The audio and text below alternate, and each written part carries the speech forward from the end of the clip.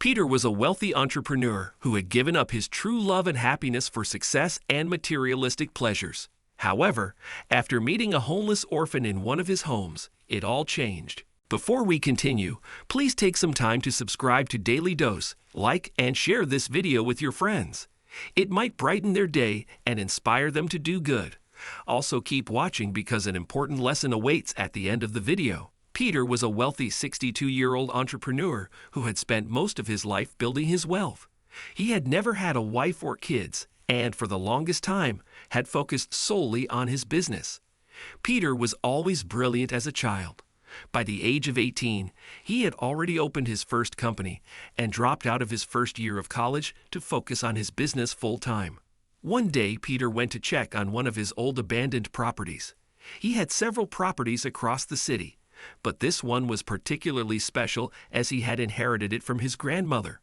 By the time he inherited the house, he was already rich and never felt the need to visit there, let alone live in it.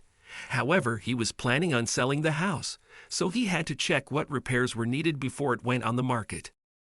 The truth was, he was still a bit reluctant to sell it, so he figured he'd spend a little time there to help him make the decision. Peter and his grandmother were close, so he also wanted some time to reminisce on his precious moments there. As he entered the house, he noticed it was far worse than he had left it. The ceilings had been severely damaged by mold, and you could whiff the dampness from the very second you stepped through the front door. It was a mess.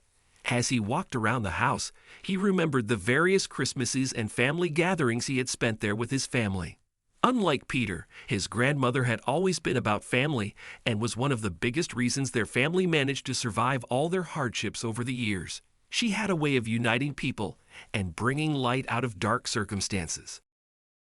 As he stepped into her old bedroom, he noticed something that caught him by surprise. On her bed, he found an old, tattered wedding dress. As he thoroughly examined it, he suddenly heard a soft voice from the room next door. "Who's there?" the voice said. Peter stepped into the corridor to find a pregnant young woman, Angie, looking up at him in dread as she held a baseball bat, ready to strike. The young woman appeared homeless. Her clothes were old, dirty, and worn out. "This is my house. What are you going here?" Peter asked. "Oh, I'm sorry," the young girl said, dropping the bat, feeling ashamed. She then suddenly fell to the floor, weeping. "I'm so sorry, sir. I just needed a place to sleep. I thought this house was abandoned," Angie said. "It's okay. I don't live here. It was my grandmother's place." "Is that your wedding dress in her room?" Peter asked, helping her up. "Yes, it was my mother's," Angie explained. "All right, I think there should still be some coffee around here. How about we share a cup? Then you can explain why you were about to beat me with a baseball bat in my own home," Peter said with a comforting chuckle. "Okay," Angie replied, joining Peter in a momentary soft laughter at the irony of their situation. Peter and Angie sat in the kitchen having coffee as she explained the recent turn of events in her life.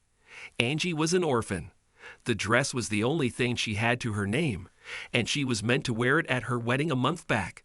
However, her rich fiancé left her when he found out she was pregnant, leaving Angie with nothing.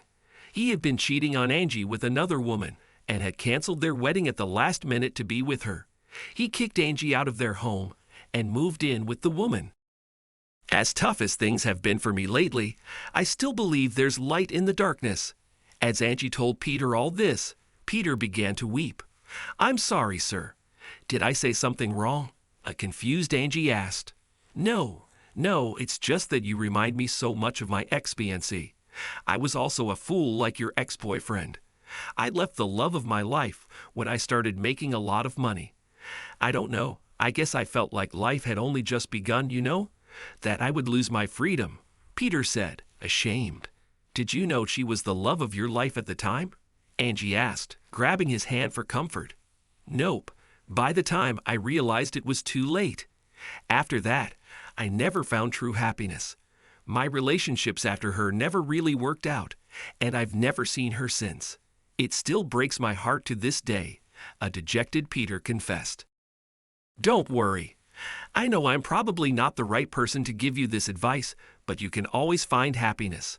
As tough as things have been for me lately, I still believe there's light in the darkness, Angie said, hugging Peter. That night, Peter invited Angie to stay in one of his lofts in the city. Peter decided against selling the house and decided he would renovate it. After a couple of months, the place looked brand new. Peter helped Angie get back on her feet, giving her a job at one of his companies. Angie loved her job and even took a liking to one of Peter's employees. Peter completed the renovations on his house at around the same time. Angie gave birth to a beautiful baby boy who she named Peter. He considered this to be divine timing, as he had always intended to give her the house once renovations were done. Angie was over the moon when Peter presented her with her new house. Peter was just happy to have found happiness in his life through Angie and little Peter. Years later, Angie married a loving man who turned out to be Peter's employee, and Peter had the honor of walking her down the aisle.